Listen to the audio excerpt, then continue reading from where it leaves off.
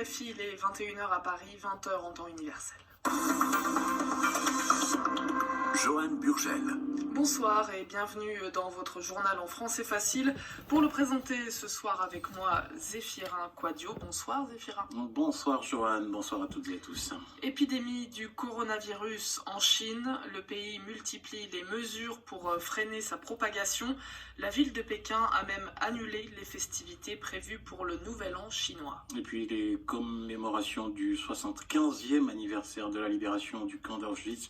Emmanuel Macron, Vladimir Poutine, Mike Pence, des dirigeants du monde entier sont à Jérusalem. Une cérémonie s'est déroulée au mémorial de Yad Vashem. Au sommaire également, la Cour internationale de justice ordonne à la Birmanie de prendre des mesures préventives pour éviter un génocide des Rohingyas. Le journal en français facile. français facile. L'Organisation mondiale de la santé considère que l'épidémie du coronavirus en Chine n'est pas une urgence internationale de santé publique. Mais l'OMS admet tout de même que c'est bel et bien une urgence en Chine. Ce jeudi, 2 villes ont été placées en quarantaine. Autrement dit, les habitants ne peuvent pas s'en aller. Cela concerne la ville de Wuhan, où s'est déclenchée la maladie, et une autre à 75 km à l'est. Toutes les liaisons ferroviaires, aériennes et routières sont suspendues. De son côté, Pékin a annulé les festivités prévues dans la capitale dans le cadre du Nouvel An chinois. La cité interdite est fermée jusqu'à nouvel ordre. Les autorités espèrent contenir le virus qui a déjà fait 18 morts et gagné plusieurs pays, notamment à Hong Kong. Dans la zone administrative spéciale, 2 cas sont confirmés. Les détails avec la correspondante de RFI à Hong Kong, Florence de Changy. Le premier cas médical d'infection par le coronavirus à Hong Kong est un Chinois de 39 ans, originaire de Wuhan, la ville berceau du nouveau virus. Arrivé en train un mardi avec sa famille, il est à présent isolé dans le centre spécialisé des maladies infectieuses. Mais le temps que les autorités confirment son cas, le reste de sa famille avait déjà repris l'avion vers les Philippines. Le second cas confirmé est celui d'un Hongkongais de 56 ans qui est rentré de Wuhan en passant par Shenzhen il y a 3 jours. Toutes les personnes qui ont pu être en contact avec ces 2 malades, en partageant la même voiture de train, le même avion, le même taxi ou le même hôtel, sont appelées à se manifester auprès des autorités sanitaires. Plusieurs députés de l'opposition ont dénoncé aujourd'hui l'attitude laxiste du gouvernement qu'ils soupçonnent de ne pas vouloir vexer Pékin avec des mesures plus drastiques. À Macao, où l'on compte aussi déjà 2 cas de malades porteurs du virus, le chef de l'exécutif envisage une fermeture totale des casinos. Florence de Changy, Hong Kong, RFI. Une quarantaine de chefs d'État réunis à Jérusalem pour les commémorations du 75e anniversaire de la libération du camp d'extermination d'Auschwitz. Plus d'1 million de juifs y ont été assassinés durant la Seconde Guerre mondiale. La cérémonie s'est déroulée à Yad Vashem, au mémorial de la Shoah. En ouverture, c'est le président israélien qui a pris la parole.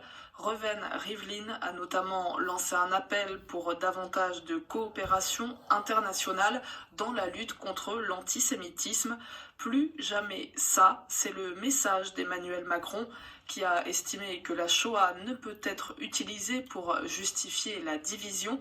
Le reportage de Valérie Gass, notre envoyé spécial à Jérusalem. Emmanuel Macron a prononcé quelques mots en hébreu comme un hommage aux morts de la Shoah. Souviens-toi, n'oublie jamais. Ce serment au cœur du judaïsme, la République française l'a fait sien. Elle a gravé la mémoire de la Shoah dans le marbre de ses lois. Elle l'enseigne dans ses écoles. Elle a inscrit les noms de ses enfants sur les murs. Le 27 janvier prochain, Emmanuel Macron sera d'ailleurs au mémorial de la Shoah à Paris pour le dévoilement du nouveau mur des noms à la date anniversaire de la libération du camp d'Auschwitz, où sera Édouard Philippe au même moment pour marquer cette volonté de garder vivante la mémoire de la Shoah et pour rappeler que l'antisémitisme n'est pas seulement le problème des Juifs. Non, c'est d'abord le problème des autres. Un appel à l'union de tous pour lutter contre un mal dangereux. Et quand l'antisémitisme apparaît, tous les racismes prolifèrent, que nul ne pense en sortir gagnant. Emmanuel Macron plaide pour ne rien oublier, mais met aussi en garde. Nul n'a le droit de convoquer ces morts pour justifier quelques divisions ou quelques haines contemporaines. Pour que l'histoire ne justifie pas de nouveaux drames, à l'heure où dans la région la crise avec l'Iran fait planer de nouvelles menaces. Valérie Gasse, Jérusalem, RFI. Le Premier ministre israélien Benjamin Netanyahou ira lui à Washington mardi prochain. Il a répondu favorablement à l'invitation du président américain Donald Trump. Son rival politique Benny Gantz se rendra aussi à Washington afin de discuter du futur plan de paix américain pour le Moyen-Orient.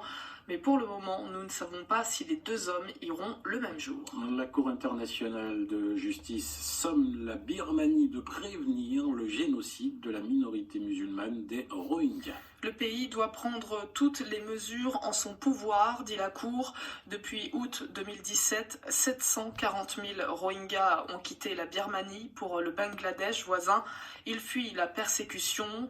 Le nombre exact de Rohingyas tués au cours des violences n'est pas connu, mais des ONG estiment que ce nombre s'élève à plusieurs milliers.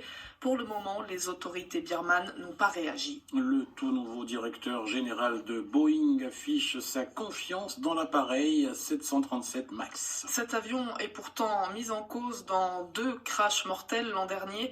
L'appareil n'est plus autorisé à voler depuis mars 2019 par les autorités. Sa production est à l'arrêt depuis le début de l'année et l'avion pourrait ne pas être remis en service avant cet été. De quoi décevoir Donald Trump qui a réagi depuis Davos aux problèmes du groupe américain. Mais face aux journalistes, le nouveau patron de Boeing s'est voulu rassurant. Il a affirmé que le groupe recommencerait à produire le 737 MAX avant même la levée d'interdiction de vol. Voici Abla Junaidi. D'après Boeing, la production actuellement à l'arrêt reprendrait quelques mois avant juin et le potentiel agrément des autorités américaines, parce que désormais la formation des pilotes sur simulateur serait plus longue. La sécurité est notre priorité, a expliqué David Calhoun. Pour cette première conférence de presse depuis la crise, le nouveau directeur général, en place depuis quelques jours pour faire oublier la précédente gestion calamiteuse, s'est voulu rassurant vis-à-vis des sous-traitants du groupe, ruinés par les perpétuels délais, vis-à-vis de la centaine de compagnies cliente de l'avion, vis-à-vis de Donald Trump aussi. Hier, le président américain a fait part de la grande déception que lui inspire le groupe, dont la bonne marche importe tellement à l'économie américaine.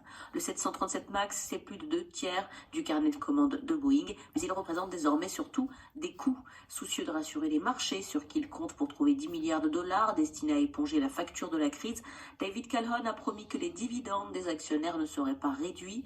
Sans craindre de paraître contradictoire, le directeur général a assuré que la recherche et l'innovation, et non plus l'appât du profit, redeviendraient la priorité du groupe. Abla Jonaidi, en France, 4e jour ce jeudi du procès de Mourad Fares devant les assises du Palais de la Cité à Paris. Il est accusé d'avoir envoyé de nombreux djihadistes français combattre en zone irako-syrienne, où il s'est lui-même rendu en 2013-2014. Aujourd'hui, la Cour a tenté d'en savoir plus sur le rôle qu'il aurait joué en Syrie au sein du groupe de combattants francophones dirigé par l'émir franco-sénégalais Omar Diaby. Laura Martel, vous étiez à l'audience, notamment poursuivi pour direction d'un groupe terroriste. Mourad Fares est en effet accusé d'avoir assuré l'intérim d'Omar Diaby à la tête de cette cellule de décembre 2013 à mars 2014. Oui, parmi les 5 ex-membres du groupe auditionnés, l'appréciation du rôle de Mourad Fares diffère. Hamza Mandouche, parti avec sa fille de 18 mois, parle d'un second émir. Un vote aurait d'ailleurs eu lieu pour le désigner officiellement remplaçant d'Omar Diaby, affirme un autre témoin. Mais c'était plutôt une charge pour lui, nuance-t-il, précisant que Mourad Fares était agacé par l'indiscipline des nombreux mineurs du groupe. C'est parce qu'il était plus âgé par l'État arabe qu'il a pris une place plus importante, mais qu'il n'avait pas de statut particulier, c'était un électron libre, explique pour sa part le niçois Luc Manodrita. Les témoins insistent surtout sur son rôle de logisticien en charge de la nourriture et de l'hébergement. Tous reconnaissent cependant que Mourad Fares allait chercher certaines recrues à la frontière. L'un d'eux affirme aussi qu'il aurait accompagné des combattants à Homs et assuré la liaison avec d'autres groupes terroristes. Mais aucun ne l'a vu combattre. Ce n'était pas un chef de guerre, assure un chef niçois, il évitait le combat, c'était plutôt un propagandiste plus à l'aise sur Internet. Il dirigeait le groupe mais n'a jamais eu le titre d'émir, précise-t-il. La présidente l'interroge alors sur la différence entre un chef et un émir. Un émir, c'est au-dessus du chef, propose le témoin sans conviction. On est peut-être dans la sémantique. Là, non, rétorque la présidente. Merci Laura Martel.